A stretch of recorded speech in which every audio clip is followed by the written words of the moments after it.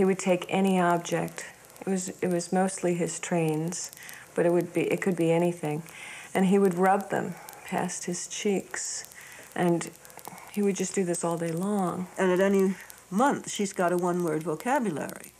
And then you begin to notice she doesn't use those words. She doesn't call mama.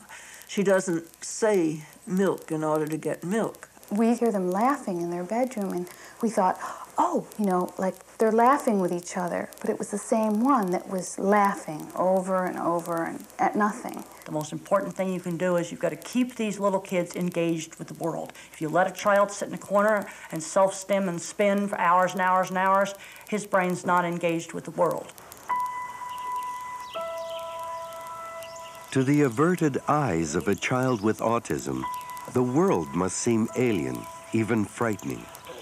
Parents, too, as they watch their child slip further and further out of reach, must know untellable fear and sadness.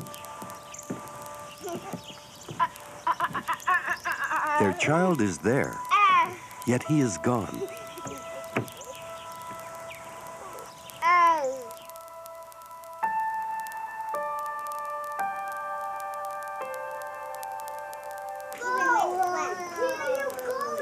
At first, a child with autism may seem as normal as these children here.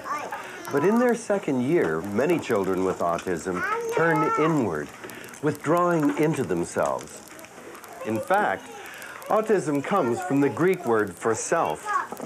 Often very beautiful, their beauty and growing silence lend them a haunting otherworldly quality. Autism strikes about 1 in 1,000 individuals, affecting far more boys than girls.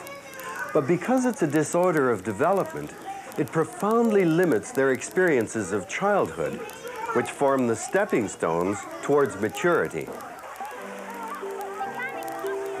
In a child's headlong dash to grow up, small crucial advances may be taken for granted by parents.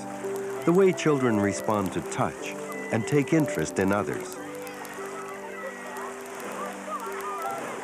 The way they learn through observation and imitation. The way they thrive on warmth and affection. But children with autism can't take those first vital steps into the world. They remain alone, as if in solitary confinement.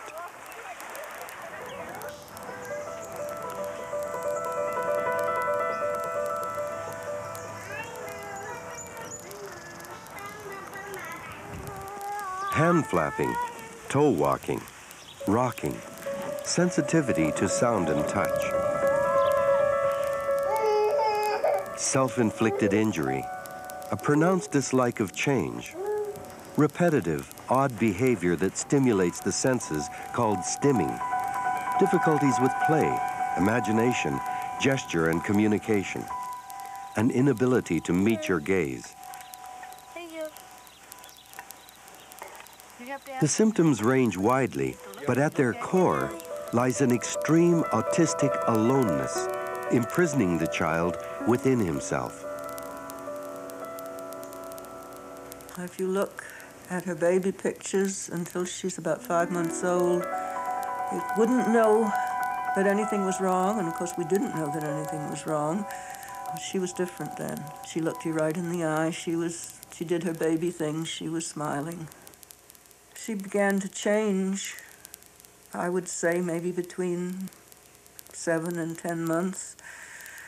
But we didn't notice that.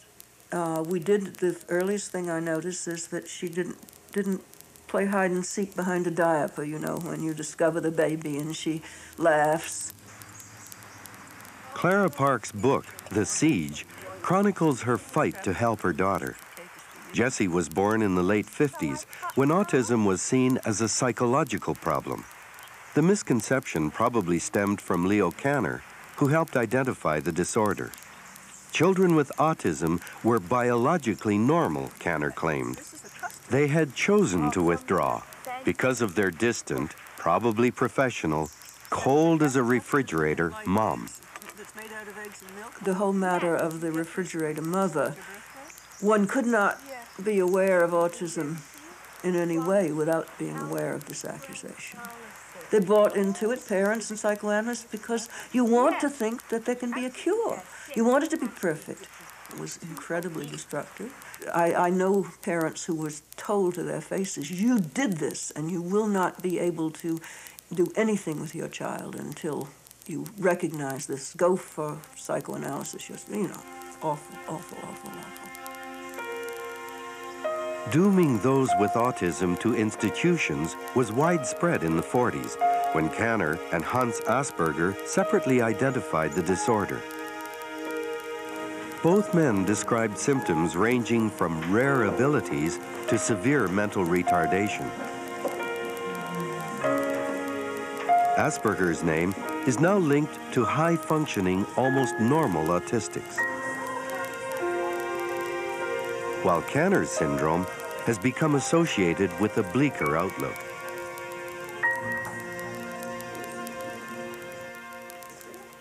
Today, autism is recognized as a biological disorder, although its cause is still a mystery. Evidence of a genetic basis seems to be mounting. Child psychiatrist Peter Zatmari. I think it's fairly clear that autism is a genetic disorder. In other words, we know that it's inherited, and that the siblings of autistic children are at higher risk of having autism themselves than the general population. That just tells us that it runs in families. We have a 7-year-old son, Greg. At the Shadok McMaster Hospital in Hamilton, Zatmari studies families with at least 2 children affected with the disorder.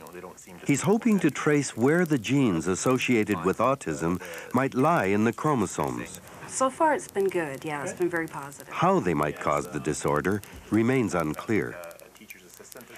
There seems to be some environmental component because not all identical twins are both affected with autism. But when we talk about environmental factors, we have to remember that environmental factors can start very early on in utero. We don't really just mean the environment around us or after the child is born. One of the really important advances in the field has been the notion that this is a neurological disorder, and that environmental events like parenting or how the children were treated as infants don't have any impact on the etiology of the disorder.